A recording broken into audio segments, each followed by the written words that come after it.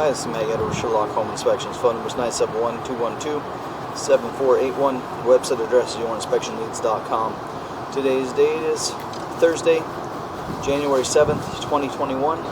The address we're inspecting today is 1825 Northeast 159th Avenue, Portland, Oregon, 97230. We are about to perform a video inspection of the property's main sewer line through the front yard exterior cleanout. The equipment being used today is the Rigid Sea Snake. This is one of the best sewer cameras on the market today. Before we begin this video inspection, it should be noted that some aged sewer pipes made out of clay, concrete, cast iron, asbestos, and Orangeburg may be in good working order and may never have had a clogged or sewer backup before. However, due to real estate transactions, attorneys, and lawsuits, Sherlock Home Inspections must recommend the following to meet the current codes. All sewer pipes should be watertight, made out of cast iron, ABS 3034 or HDPE pipe with all appropriate fittings and couplers. All sewer pipes should be free from breaks, offsets, separations, tree roots, bellies, and party sewers. Sherlock Home Inspections recommends placing any sewer pipe that does not meet these specifications. Here we go. We are in 4-inch cast iron pipe. We are running some water from the kitchen sink to ensure that our pipe is watertight and is going to remain watertight throughout this inspection. So right from the get-go, because we have 45-plus-year-old cast iron pipe, it will be highly recommended to keep an eye on this pipe. So even if we don't see any issues today because of the age of this pipe, definitely want to have a sewer scope performed every year or two, just keeping an eye on things. And then of course you need to go into this knowing that, again, because it's older metal piping, at some point, we'll keep our fingers crossed that it just keeps on going and going, but at some point this will most likely need to be updated into a modern plastic piping material. And again, we are running water from the kitchen sink to ensure that we stay watertight throughout this thing. We are seeing some normal aging and deterioration that would be expected in an older pipe.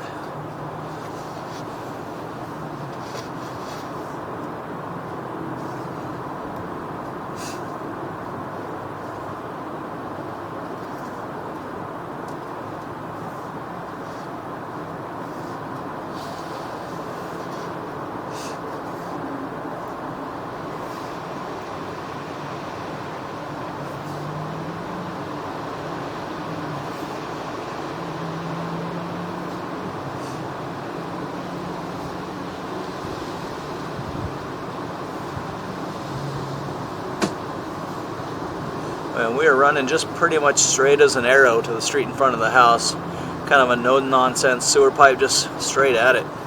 No twist or turn.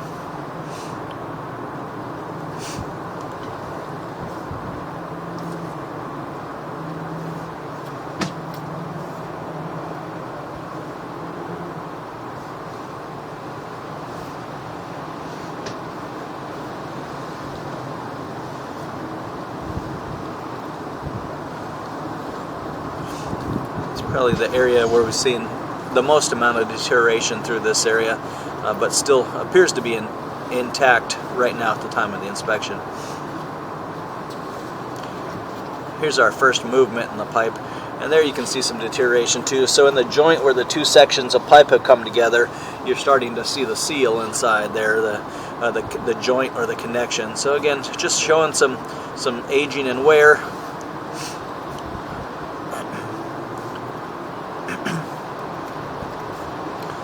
Lots of spider webs in the pipe.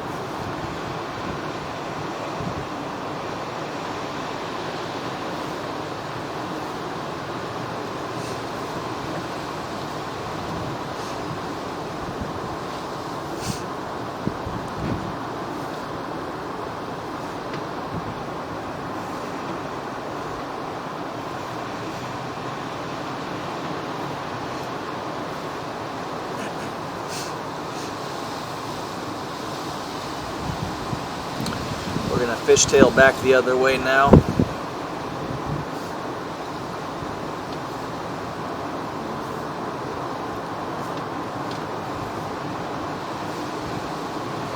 We're going to transition to concrete piping here. So this signifies a few things. This signifies transition in pipe size, so we're going from 4-inch pipe into a much larger pipe, most likely like a 6, 7, or 8-inch concrete pipe. Transition from cast iron metal into concrete. And then lastly, we're transitioning into the city branch piping. And this is a branch off the city lateral pipe out there in the middle of the road. And even though we enter into a branch off of that city pipe, technically all of this will still be buyer-owner responsibility throughout the entire length.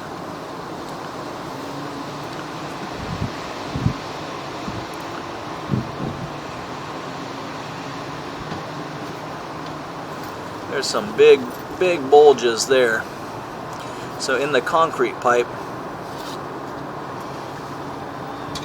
And this is still, so this transition typically happens just the house side of the sidewalk. So we would still be technically on the property right around the sidewalk area. There's some big bulges there.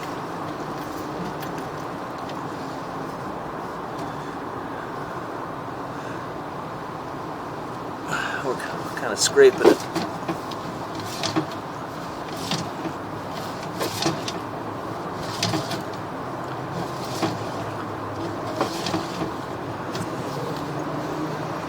We're going to flush the toilet and try and clear this area. So it's possible that roots have made their way in there, and that's just catching debris and starting to build up over time. Hard to say what that big clump of whatever it is, but it's soft. It did smear all over the camera lens when we went by it. So we're going to flush the toilet. I'm going to turn off the microphone. We're going to try and clear so we can have some visibility again.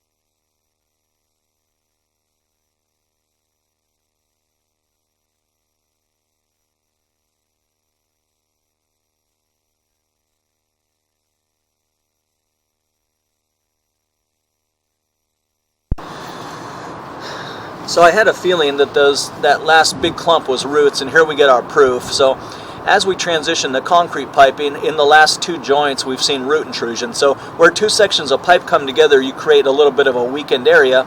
The roots surround the pipe, and then they start to make their way in at that weakened area. So we are seeing some root intrusion. There's a good shot of and proof that there is root intrusion happening.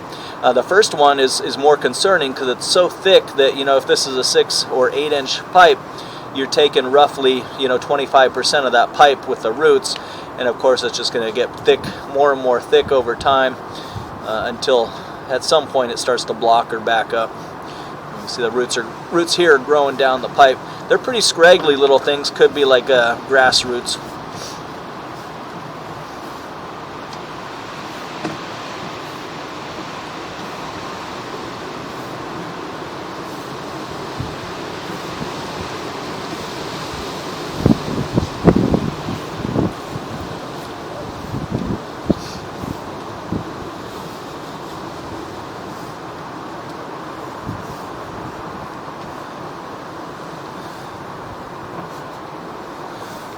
We are approaching 60 feet.